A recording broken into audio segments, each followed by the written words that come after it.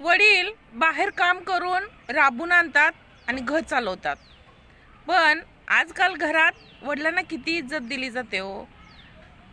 आपल्या मुलांना कधी त्याची जाणीव करून देता का तुम्ही? आजकालच्या आयांना इतक्या मॉडर्न झाल्यात, आपल्या मॉडर्नच्या ह्याच्या जगामध्ये ना त्या सगळ्या नात्यांचं भान हरपून गेल्यात. नवऱ्याला किंमत दिली पाहिजे. ही अडाणी आई आपली आई होती, ती बघितली की असं वाटतंय की तिनं जसा संसार केला तसं आजकाल कोण करते का? तर मला तर असं वाटतंय अजिबात नाही.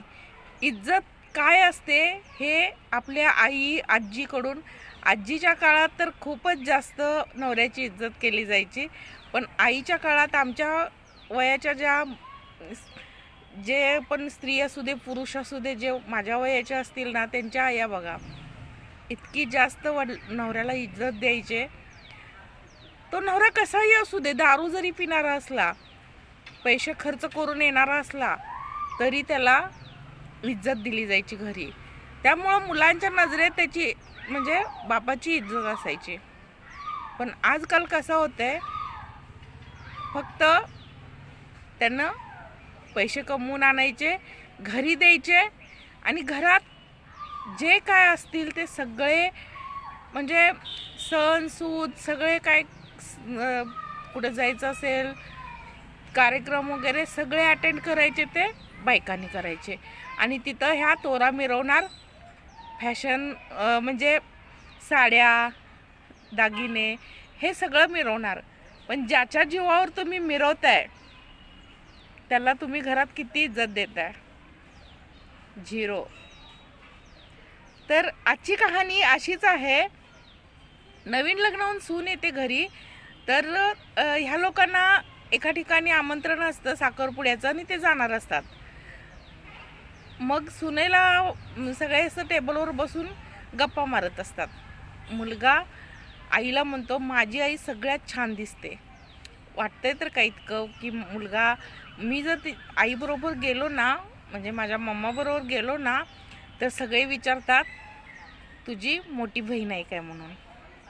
म्हणजे इतकं तो आपल्या मम्मीची स्तुती करत असतो. करावं मुलांनी, मी नाही म्हणत नाही. तर सून पण बघून खुश होते, हसत असते. सगळे म्हणतात मग मुलगा विचारतो, मम्मा तू कोणता ड्रेस घालणार? तू काही घातलीस तरी तू छानच दिसतेस, पण तू छान तयार हो, सगळ्यात माझी मम्मा उठून दिसली पाहिजे. सून पण हसून त्यांना सगळ्यांना साथ देते.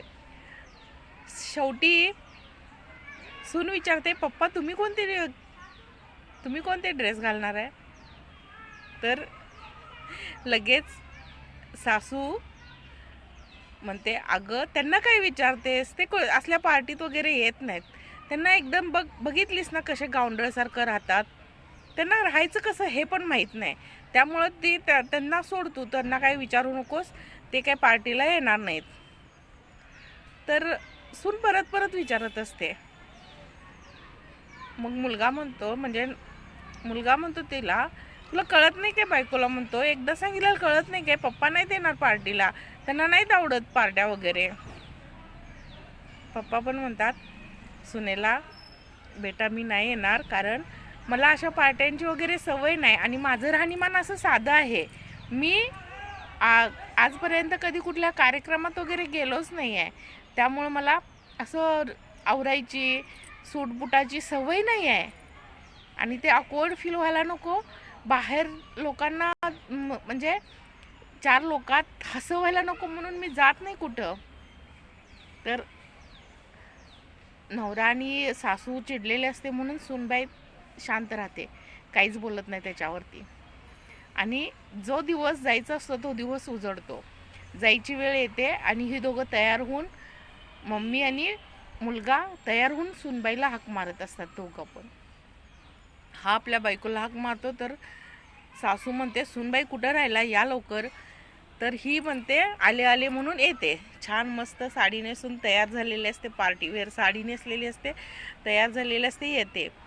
आणि मग थोडा वेळ थांबते, म्हणते हे दोघं विचारत असतात ना, काय झालं, किती वेळ तुला, का वेळ लागला तुला? तर ती सांगते, अहो मी पप्पा. नवरा म्हणतो, काय तुझं, तुला सांगितलं ना पप्पांना नाही यायचं आहे, तू सारखं त्यांच्या मागं लागू नको, तू चल पटकन, आपल्याला वेळ होतोय. तर ती सगळ्यांना थांबवते आणि पप्पांना बोलवते. तर सुटाबुटातले मस्त असे सासरे तिचे समोर येतात. तर मुलगा आणि बायको बघतच राहते. बायकोला पण आश्चर्य वाटते नवऱ्याला बघून, की माझा नवरा इतका छान दिसतो, असं तिला मनात वाटतं. मग सुनबाईकडे बघून सगळे आश्चर्यचकित होतात. मग ती म्हणते, तुम्ही इतके दिवस त्यांना घेऊन कुठं जात नव्हता, तुम्हाला त्यांच्याबरोबर जायची लाज वाटत होती, का तर ते आवरत नाहीत म्हणून. तुम्ही कधी याचा विचार केला आहे का, त्यांच्या मनाला काय वाटत असेल? आजपर्यंत ठीक आहे, त्यांनी अशा कार्यक्रमात वगैरे कामामुळं गेले नसतील, पण आज जे काही तुम्ही आहे ना, तुम्हाला शिकवलं वगैरे, मोठं केलं, तर ते पप्पांनी केलं. मग ही गोष्ट मुलग्याला पटते, कारण हे सगळं कष्ट केलं ते पप्पांनीच केलं ना, आई तर काय बाहेर जाऊन कमवून आणली नाही. तर ती सून म्हणते, यात तुमच्या दोघांची पण चूक आहे. तुम्ही कधी तुमच्या मुलग्याला सांगितलं नाही की बाबा तुझ्या पप्पांची काय किंमत आहे घरात. तुम्ही त्यांना कधीही असं म्हणजे निग्लेक्ट केलं, त्यांच्या राहणीमानावर गेला तुम्ही. त्यांचा नेहमीचं राहणीमान साधं होतं, ठीक आहे ना, तुम्ही त्यांना बदलायचा कधी प्रयत्नच केला नाही. आणि म्हणूनच मी ते केलं. मुलगा म्हणतो, खरंच बरोबर आहे तुझं, आम्ही कधी हा विचार केलाच नाही, त्यांच्या मनाचा कधी विचार केलाच नाही. ते यायला कुठे नकार द्यायचे, मग आम्हाला वाटायचं त्यांना यायचं नाही आहे असं म्हणून आम्ही सोडून द्यायचो. पण कधी त्यांना बदलायचा विचार आमच्या मनात आलाच नाही.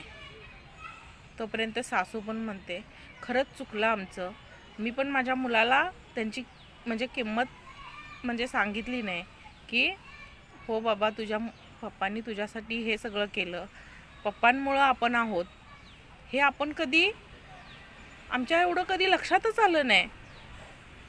त्यांना सवय नाही कार्यक्रमाची असं म्हणून आम्हाला वाटायचं आमचं आम्ही, चला त्यांना नाही आवडत बाहेर यायला, बाहेरचं खायला नाही आवडत, म्हणून आम्ही त्यांना कधी नेलंच नाही.